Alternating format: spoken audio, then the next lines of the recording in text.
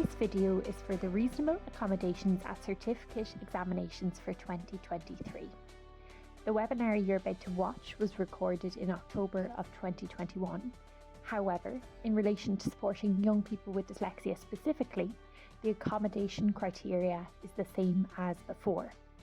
If you would like any further clarification on the criteria, we would encourage you to link directly in with the State Examinations Commission for further detail.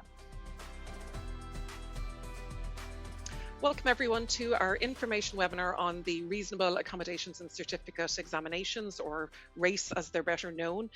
Those of you who have young people in Junior Cert, Leaving Cert this year will no doubt be aware and alert to this. The detailed guidance booklets have been issued just in the last couple of days to schools. And because that guidance is so complicated, we thought it would be a really good idea to put this webinar together and just share with you, I suppose, the most important bits of information in terms of RACE for students with dyslexia, to just help you as parents, students, and even teachers to navigate through all of that information. So I'm going to hand over to my colleague Donald, who's going to take us through those key bits of information. And then at the end, we are going to go through a number of questions. So the kind of common questions that we get regularly this year, as like other years, that come up time and again for parents and teachers. So hopefully we can help to make the process that bit clearer for those students who need to apply for RACE. Great, thanks, Rosie. So yeah, I'm going to just talk through the main points of the scheme, and obviously we will make these slides available to colleagues and to people joining us today also. So reasonable accommodations are used to help access state exams. And the eligibility is based on evidence of need, and also must reflect the normal ways that young people would learn in school. RACE applications are made by schools on behalf of young people. So it's not something that you do directly with the State Exam Commission, it's all done through schools. And it's usually special education teachers, or what we usually call learning support or guidance or resource teachers. And sometimes it's guidance counsellors that might do the testing and coordinate all the applications. Chances are you know the person that you speak to most normally and most usually about your son or daughter with regard to getting extra support and help in school. That will be the same person. The State Exam Commission will accept the school's judgment as evidence of need, and schools don't need to submit evidence to the State Exam Commission, but they must retain it for inspection there's usually a quality assurance audit done on the processes followed by schools. Sometimes we get recommendations that are made by an educational psychologist, but that doesn't automatically mean that a young person will get an accommodation. But it usually should mean that they should be assessed by the school to see if they meet the eligibility criteria. So the information around RACE is all on the State Exam Commission's website, and we'll have links below this video so you can access that information. But as Rosie said, the instructions for schools particularly, there's a lot of detailed information in there. But the State Exam Commission has also produced a much slimmer and kind of more user-friendly guide for students. So if parents are watching this video, I would suggest that really maybe the guide for students initially is a better source of information. But both the links will be made available for you there, and we'll show you some screen grabs from the guidance in this presentation today. So broadly, there are 4 categories of difficulty or disability that young people might have, but we will be talking exclusively today about learning difficulty. So for some youngsters who have hearing or visual or physical difficulties, there's separate guidance and there's separate bits of the instructions that I just showed you. You don't need to concern yourself with those unless, of course, you have a child maybe with dyslexia and another difficulty like a hearing or visual impairment, or indeed a physical impairment, or things like dyspraxia or DCD. But today we'll be talking about the learning difficulty category. And within that, we're going to be talking about different types of accommodation. So essentially, we will be talking through these in more detail, but we'll be talking about reading assistance. And there are 3 types of accommodation that are available. There's the individual reader, which we'll talk about in more detail in a second. There's the reading assistant and an exam reading pen. So those are reading accommodations. We also have a waiver from spelling, grammar and punctuation. And then we'll be talking about recording accommodations. So the use of a laptop or a recording device. And for some young people, there may be the need for the use of a scribe. So we're going to talk through these accommodations in the next section. Reading accommodation stuff in red, spelling and grammar waiver, and then recording device, word processor, and scribe. Okay, so reading accommodations. So essentially, to access these types of accommodations, you need to have this eligibility criteria. And the first thing to say about these three types of accommodation are, broadly, an individual reader is someone who has more severe difficulties with reading. And that is an individual person that would work with that individual candidate, that individual child or young person. A reading assistant works with more than one person, and usually there might be a reading assistant for up to 4 young people in the special exam centre. And they would be helping children with the occasional phrase or word, not reading as much as an individual reader would need to. And finally, there's an exam reading pen, which is a scanning pen, which can be used as an electronic device, and it can be used by scanning a word, and then with headphones, the child will have the word read out to them with an electronic voice. And again, obviously, that's for the odd word or phrase and not for significant paragraphs that had to be read out. So broadly, the individual reader is for more severe, reading assistant less severe, and then exam reading pen, kind of like reading assistant, is on that sort of level. And we'll talk, there's a question I think that we got, Rosie, about the difference between these things. We'll talk a wee bit about that later on as well. However, in order to access these types of accommodation, you need to have this criteria. And these are tests that are, the tests we're about to talk about will be tests done in school by learning support resource, special education teacher, guidance counsellor, whoever it would be. So the requirement is for a history of reading difficulty, but not a diagnosis of anything particular. So people watching this video may well have sons or daughters who have a dyslexia diagnosis, an assessment report. You don't absolutely need that for this purpose. The State Exam Commission used to require that, but not anymore. So just a history of reading difficulty. So it can't be something that's just started or just occurred. They then asked schools to do a standardized test of reading, which is similar to the types of tests that would have been done if you had a formal assessment. And they're looking for a word reading accuracy score of 85 or below. And so this is an and criteria. You must have that, and you must have an error rate of 7% or more on an exam paper. So in a mock exam or a class test, but using under exam type conditions, there is a reading error rate that's been recorded. Or indeed a speed rate of 89 words per minute or less. Now this sounds quite technical if you are coming to this for the first time. Teachers and schools are used to doing this. They do it every year. So this is not something that you have to worry about how to do this stuff, but it's just to let you know there is a recipe of eligibility and it's slightly different for each type of accommodation. But for the purpose of readers or reading assistants or exam pens, that's the formula, if you like. Again, individual reader is for very low testing scores and it's provided in a separate room from the main exam hall. And the technical terms for these are special centres or individual special centres. So a special centre is where there might be a small number of young people in a room separate from the big exam hall, which might be the assembly hall or gym hall. Reading assistants are placed in groups of 2 to 4, no more than 4, and again, it's a separate room from the main exam hall. Now, the exam pen, however, the reading pen can be used. This is choice and preference of the candidate, of the individual. You can be in the hall with everybody, or you could be in a separate centre. So that really is up to individual choice. Okay, so moving on from the reading accommodations, there is then the accommodation from the assessment of spelling, grammar, and punctuation. Now, this only applies for language subjects. So English, Irish, French, Spanish, whatever the language that your son or daughter may be doing. And broadly, it's an exemption from a component of the exam, but you don't lose marks by not being assessed on spelling, grammar, and punctuation. They take the marks that would have been awarded for spelling, grammar, and punctuation, and they kind of allocate it to other elements of the exam. So you still have equal chance of doing as well on the exam as anybody else. It just means that component, when an examiner is marking that paper, they will know not to assess that and to essentially prorate the scores to the other categories that are being assessed. So what do you need for this? This criteria is, again, you need that sort of history of a difficulty. This is not something brand new. You also then need a standardized test, this time of spelling. And that score has to be a standard score of 85 or below. So there's a similarity there with that number 85, standard score of 85, but it's a different test this time. Obviously, for a spelling and grammar waiver, we're looking at spelling.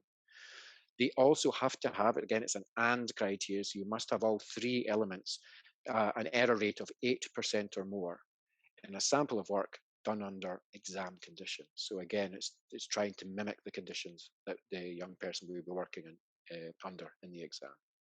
So that's the spelling waiver.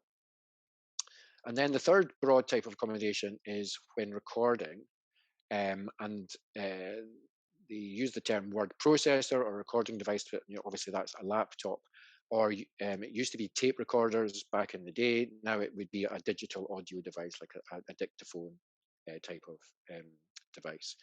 And we'll talk about scribe in a second. Now, if you are applying to get an accommodation using a word processor recording device, it falls under two categories. It can either be based on the quality of work, of their writing, or the speed of their writing. And we'll take you to slightly different criteria for each one of them. So this is like a subcategory in the category of word processor and recording device. So quality first, then we'll talk about the speed. So if we look here, we're talking about the quality. So under this condition, under this criteria, you need, again, the history, a spelling score of 85 or below, and then an error rate of 20% or more. So that's a much higher bar than maybe an error rate we talked about before, because that's saying it needs to be very significant issues with the quality of the work. And that accommodation can be granted if you meet those criteria. If we're looking at the speed of writing, however, the first two criteria are the same. Documented history again, spelling score of 85 or below, but this time the error rate of 8% or more, and a speed of writing score of 12 words per minute or less. Now again, sounds a bit of a technical formula there, but schools are well used to assessing for this sort of stuff. So again, that's two ways that you can get the use of a laptop, either because of the quality of your written work or the speed of your writing. Now, it said we'd also talk about scribe. Now, scribes are really just there for exceptional circumstances. And the bottom line around this is it's for a small number of candidates who meet the criteria for what we've talked about before, word processor or recording device, but there has to be evidence that they can't access these devices. So it might be because of a speech difficulty or a physical difficulty that using a laptop or using a recording device isn't cutting it and it's not actually helping them.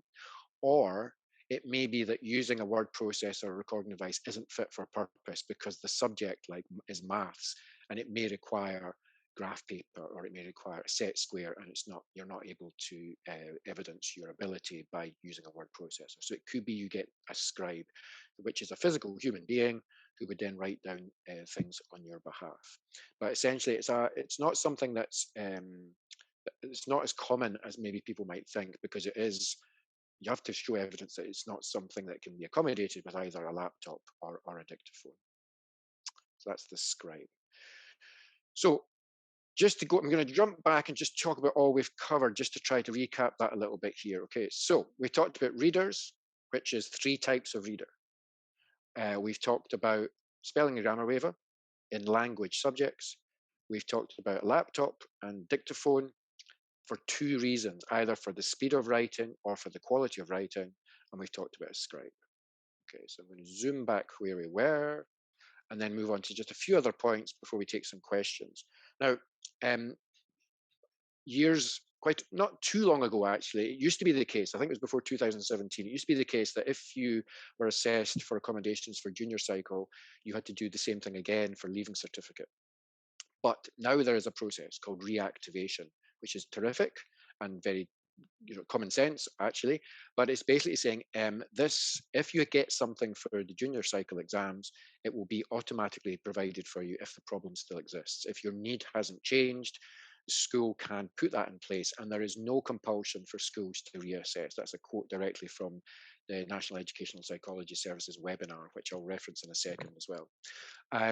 So essentially, if nothing else has changed, the school can, it's almost a given, if you like, but the school just has to fill in a slightly different process to reactivate the same set of accommodations that were given for junior cycle. And again, what you're seeing there in the screen grab is that's taken from the school's document, and it's very clearly saying it's not necessary to undertake any further testing if recommending that supports be reactivated. So you don't need to do more testing. Because it's a reactivation as opposed to a new application. Now you can, if you didn't get something for junior cycle or didn't apply, you can still put a new application in for leaving certificate. But if nothing's changing, essentially, it's reactivation is the process. Dates then. So these are all published, and I'll show you the next slide where you can access this information yourself. But those are the dates, and those are included in all the guidance, and again on the websites that I'll reference very quickly. So this is my last slide, and if you need more information, then the first port of call really should be your son or daughter's school. So contact the member of staff that you would most normally talk to, or most usually talk to, about support. If you're not sure who that is, then just again contact maybe the year head or guidance counsellor, whoever you would normally talk to, or again just phone the school and say who is the person dealing with that. If you need more information from the State Exam Commission, that's their phone numbers. There's a few extension lines there, and that's phoning Athlone where they're based, and there's a dedicated email address there. And if you need some advice from ourselves, then it's our normal channels of communication for ourselves, our phone number and our information email there.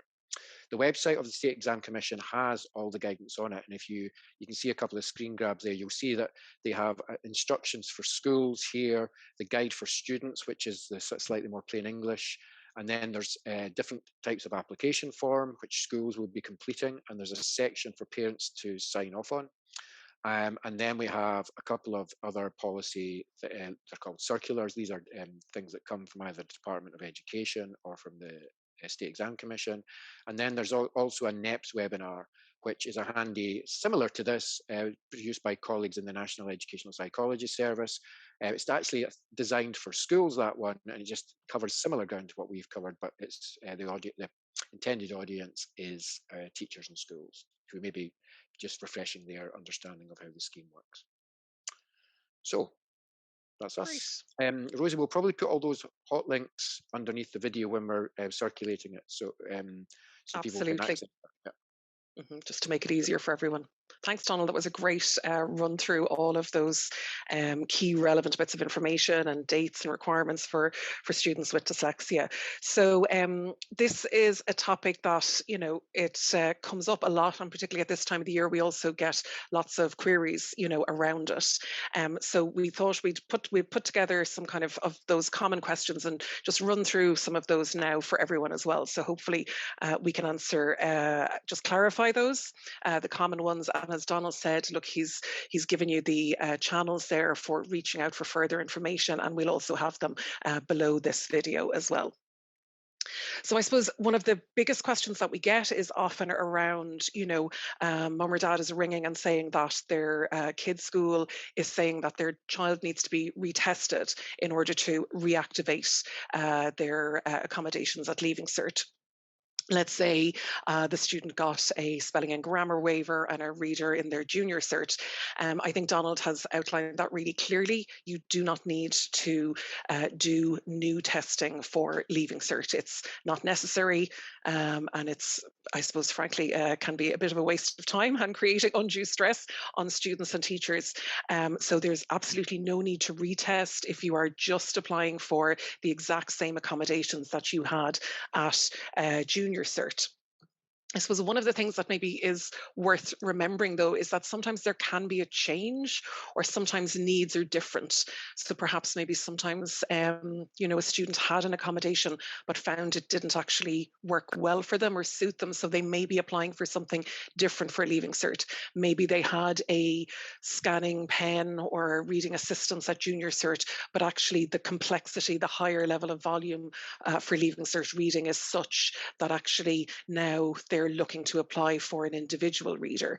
So in a case where there's a difference, or you're applying for even, let's say, a different type of accommodation, then you potentially might be reactivating your spelling and grammar waiver, but you could be putting in a new application for a different type of reading assistance or something else. But certainly in the case of reactivation, no testing, only in the case of a first or a new application for an accommodation.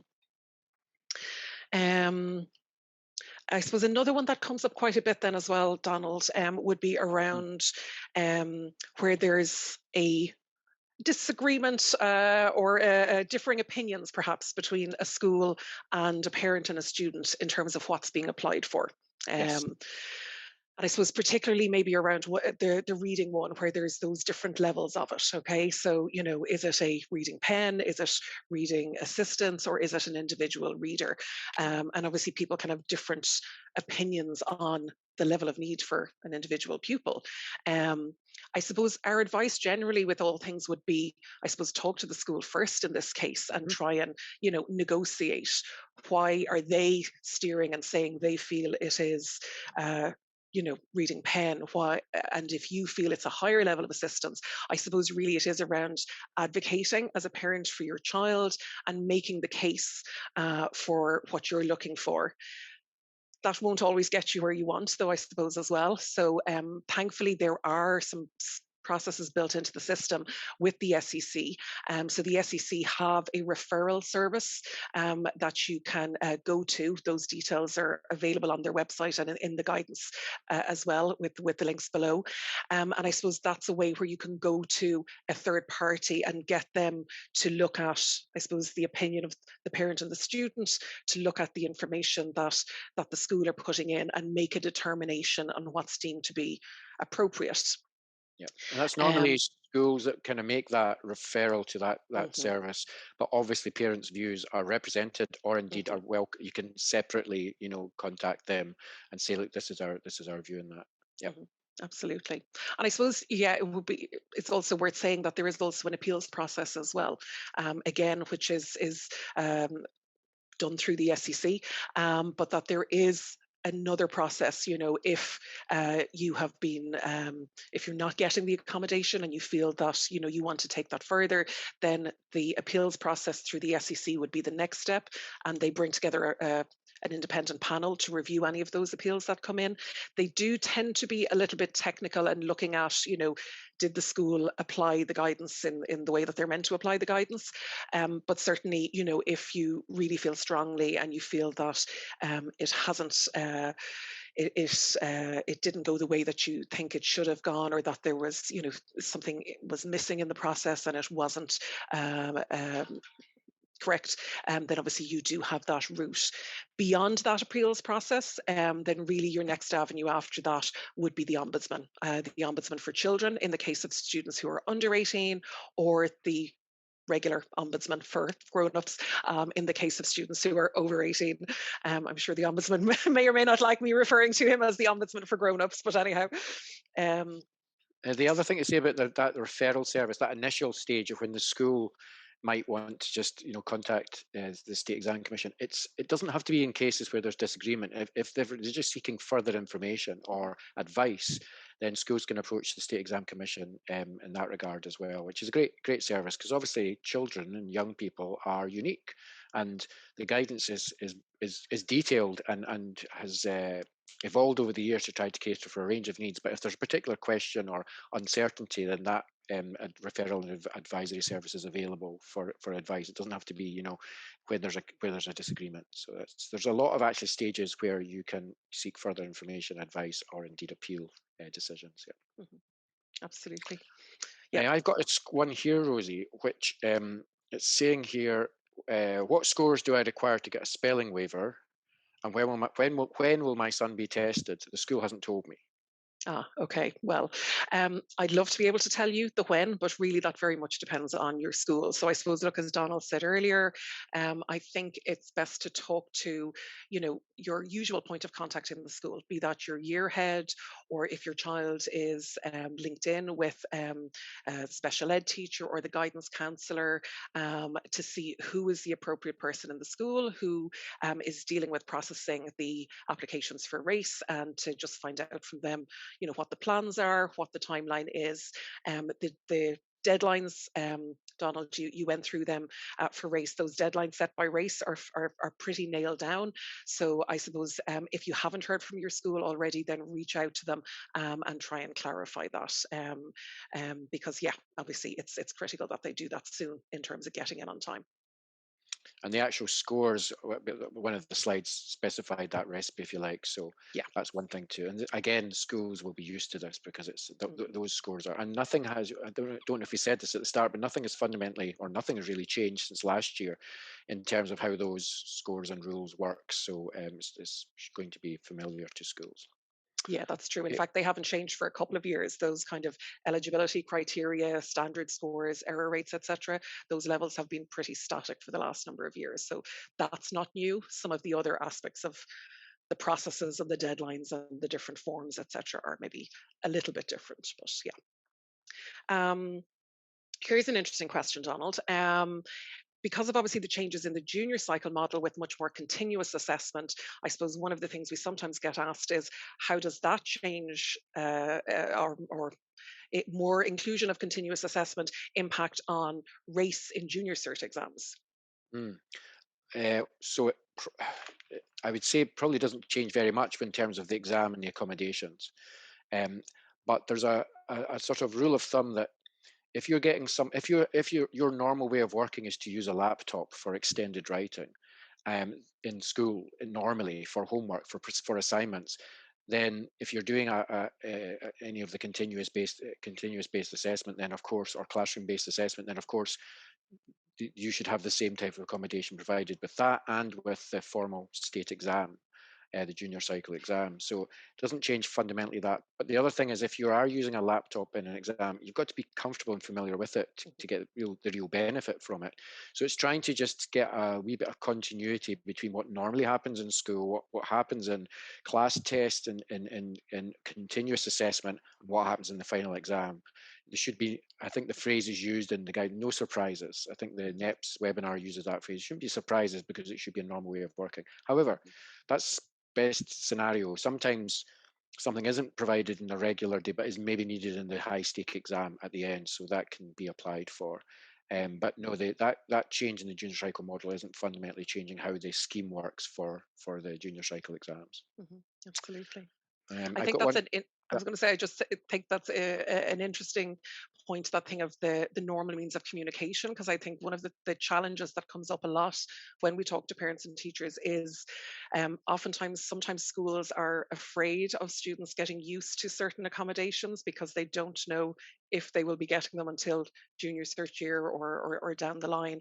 But I suppose, look, in an ideal world, yes, one would hope that there's a good dialogue between parents and teachers and students, and if at all possible, where students are facilitated to try school exams, house exams, maybe using some of the accommodations that you think they might potentially need because of their dyslexia, and also then that helps to build that evidence bank of need and also normal means of doing your work as well. So I suppose obviously we'll probably have lots of people listening who now have kids in junior cert or in exam years, but if your kid is just coming into second level, I suppose what we would always advise is maybe don't wait till junior cert year to have the conversation with schools about potential exam accommodations. It's good to be maybe chatting about it beforehand.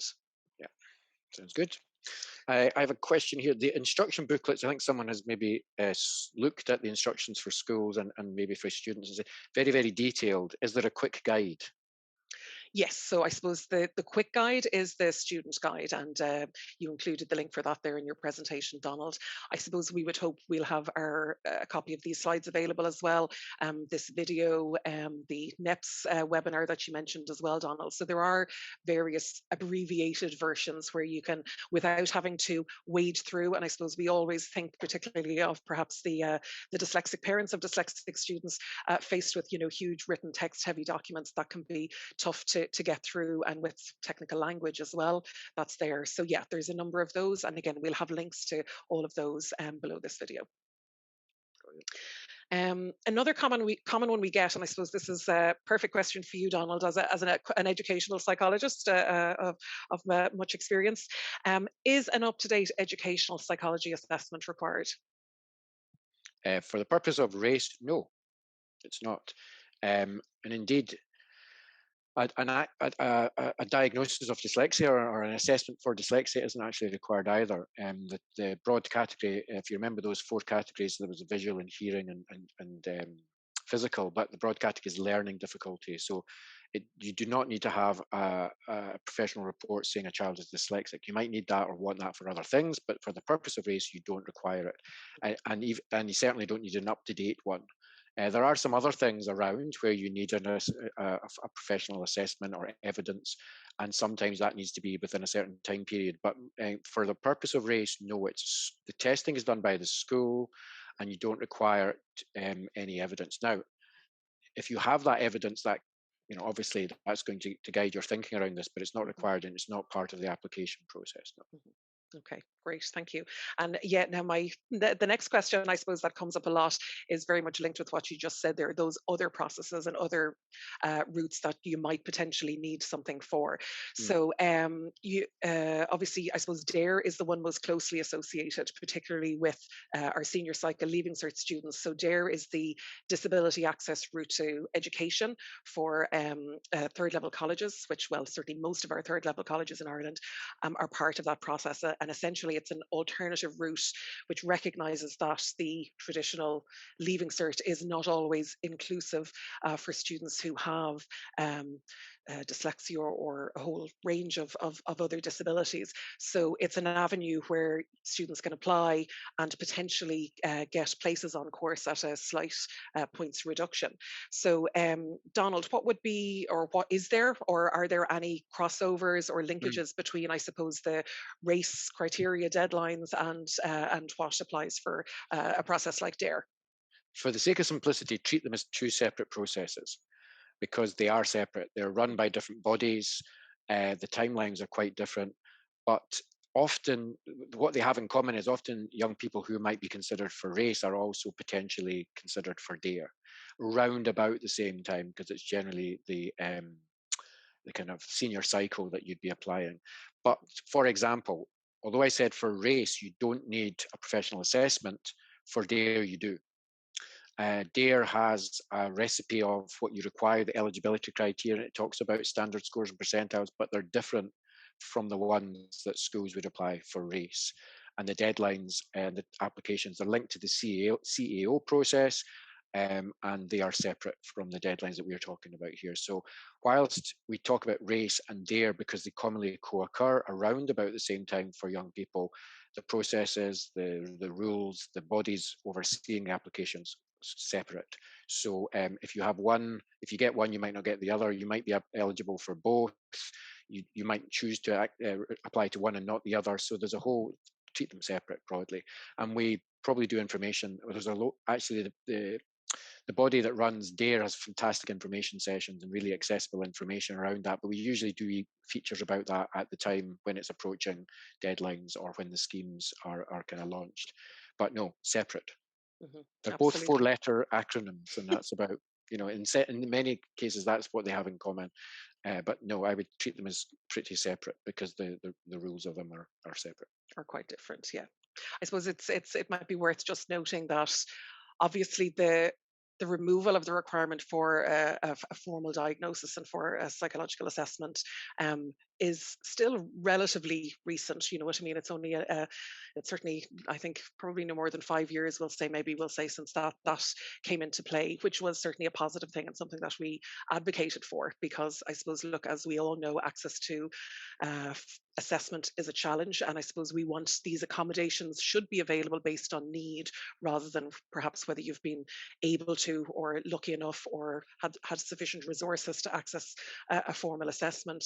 And I suppose part of our advocacy work with we'll say the Irish Universities Association and Places Higher Education Authority and organisations like DARE would also be making sure that we're advocating with them for potentially future changes in DARE. So, you know, I suppose we would hope and certainly be advocating for a time where, you know, that an up-to-date assessment is no longer, you know, required for DARE, and potentially where they will accept evidence of the fact that someone had, let's say, exam accommodations on the grounds of an evidence learning difficulty in school, potentially as evidence for DARE. Obviously, we're not quite there yet, but I think certainly all of our systems, the same, be it exemption from Irish, etc., it is kind of the way that we're moving to more of an evidence of need. So look, hopefully if we're doing a webinar like this, you know, in a couple of years' time, you know, then there may be a little bit more consistency perhaps, you know, between race and DARE. And again, schools are very familiar with the DARE scheme, so speak to probably the same person that coordinates race will be coordinating DARE applications. So if in doubt, have a chat with them, because they're very skilled and very knowledgeable and very experienced with these processes. And those instructions for schools are more detailed for a reason, because that they are principally the colleagues who are responsible for pulling this together. So as parents or guardians, it's really just having an awareness of the scheme and the things like that we've covered today, the deadlines and the process of application or seeking more information. Yeah. There's one come in, Rosie, saying, if my school missed the deadline, can I make a late application? Yes, you can. So there is, as you said earlier, Donald, there is a late application process where essentially all the same things apply, but I suppose the one difference is you do have to give or justify why your application is late. So you will be asked to explain that. Having said that, your application will be treated in exactly the same way. So you know, the eligibility is exact criteria is all exactly the same. So yeah, obviously from a fairness point of view, if someone, you know, by accident or illness or whatever, someone missed a deadline, you know, that's the whole reason that the late application processes were brought in, to make it fair for students, so that you're not, you know, harshly penalised for maybe perhaps some small logistical reason that caused a late application.